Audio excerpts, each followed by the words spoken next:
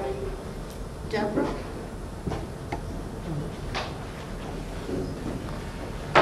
I wrote a trilogy over a number of decades,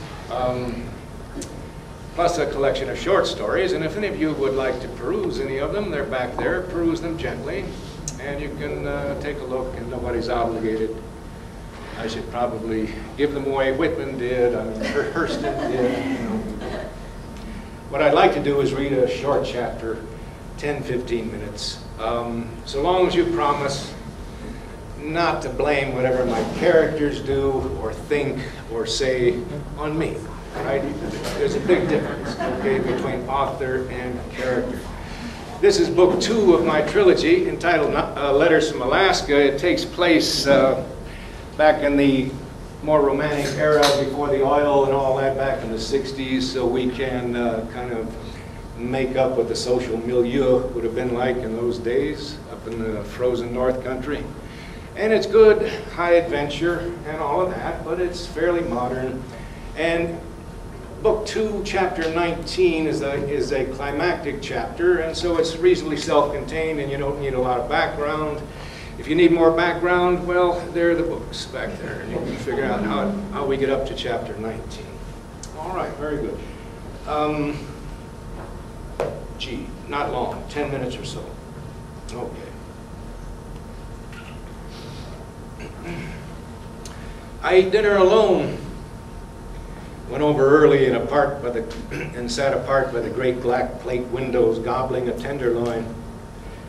I viewed my peers filing in with their trays and their triteness, their banal goals and paltry corruptions, and quite unexpectedly was struck by a poignant human pathos reaching to my belly, evinced somehow by the vague haze of particulate matter that rose with their incessant droning. Would it be for them that I'd walk then? I let forth a low involuntary cackle which gave way to a regard both stern and lupine. Why, I could discern the very edges of the fur surrounding my brows. Suzanne phoned. Everything was on. Why shouldn't everything be on? She phoned to confirm what I'd already taken as inevitable, that Frank and Janet were virtually on their way. No time to contact anyone. Quick conferences in Dusseldorf, Brussels, who the hell knew? They'd fly from Amsterdam, arrive NYC December 22nd, stay for a day before making off to the ailing grandmother. No time for a letter to me, of course. She'd sooner call than wait for my arrival Saturday afternoon. Hit me with it as I'd step off the plane. We're due to get married December 21st. We only spoke for 5 or 6 minutes. Back in the dark, bare room by moonlight, refracted through window ice, I rolled a small, tight joint and lit it. Yeah, good old Frank with his rigid standards of mediocrity. It's the new American fascism. How long do they think they'll actually last? Undoubtedly forever. Well, I'll be waiting. And was it for him that I walked? For Frank? For all those who enforce limitation? For his groveling minions who propagate and suck anything mawkish? Had it been for them then? Or for the pigs? With the rings in their noses? Yeah, they're the underwriters of it all. Get them and everything comes down. Yeah, get the pigs. Get the pigs and a lying hippie. They're all the same. I got dressed. Recalling Calloway's admonition as to the possibility of marauding dog packs, I loaded up my .45 revolver. The bullets felt like little bombs in my fingers. I left one chamber empty, easing the hammer down. I have an old holster in which the big Colt fits snugly. I strapped it to my left side so the butt protruded slightly under the front of my vest. I also had my Swiss knife. It was at least 50 below. To the southeast, Fairbanks lay smoldering beneath the murky green sea of its own frozen effluvia. I struck west into the grand illumined darkness toward the Howling Dog. I figured I could do the 7 miles to Esther quite readily and settle into a comfortable lope, synchronizing limbs to lungs, careful never to gulp the air, but simply absorb and dispel. Beyond Sheep Creek, the road curves, then with a slight incline runs straight for the remaining distance.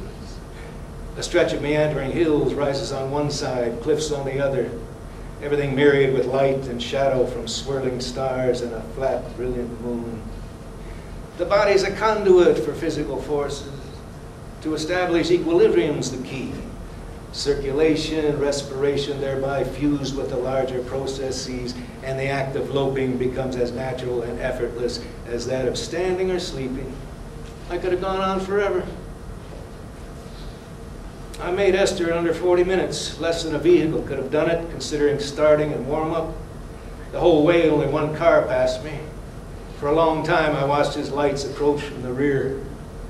Pulling alongside, he lowered his window a crack and asked if anything was wrong, whereupon I laughed and howled, and he moved on. Yeah, fat chance any low-down dog would be marauding tonight. The streets of Esther were empty. Just a trace of ice fog dimmed the small rectangular neon sign giving notice to the howling dog. Beside the entrance to the shaft, a mongrel lay coiled, nose and tail. As I passed, it started lurching backward, then with a snarl it feigned a lunge and slipped on the ice. Inside, the dog was deserted, save for Chick, who sat behind the bar reading. His book was As I Lay Dying. Now tell me, man, where else but in Alaska are you going to find a bartender reading Faulkner? New York? I took a table in the center of the room near the small barrel stove and ordered up on a double shot of wild turkey, a glass of ice water and a small pitcher.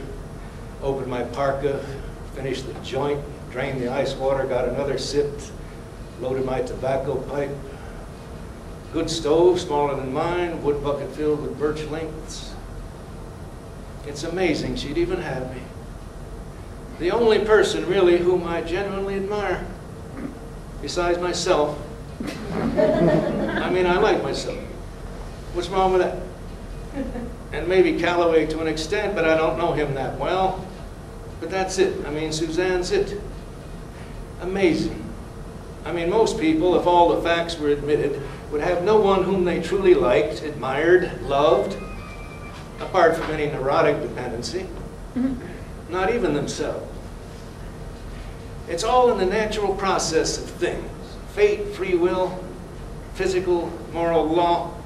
It's a matter of perception, of course, and some luck, some fate, but more will, perhaps, and guile. Those bastards. The thing about them is that they're so damn smug. They're so sure of their position that they never even think about it. They're ripe, those bastards, Frank, the pigs that back him. Not even an inkling that they might not be invincible. It's really too bad. That's the worst thing a culture can do to you. You're just one more of a billion fools. It's the same lobotomy that causes a man to sell out his family, like Frank did her, with those pigs, with those Berlin pigs. And they just assume that the same thing's going to happen to me. To me. That they control the universe, that there are no processes beyond the nation. That one day it might all come round is inconceivable. The door of the dog opened and 4 pigs walked in. They were already drunk. I marveled that on such a night they could have found their way to anywhere. Straight off they were loud, and I thought how unfortunate they should intrude upon my reverie. The leader was blond with thick lips, his head stooge, physically as large, had black hair and sleek gray jowls. The other 2 were thinner, more subdued. One had a little patch of a mustache. They took a table near the front, ordered large pitchers, then fell to arguing amongst themselves over change for the jukebox. I fixed on the leader.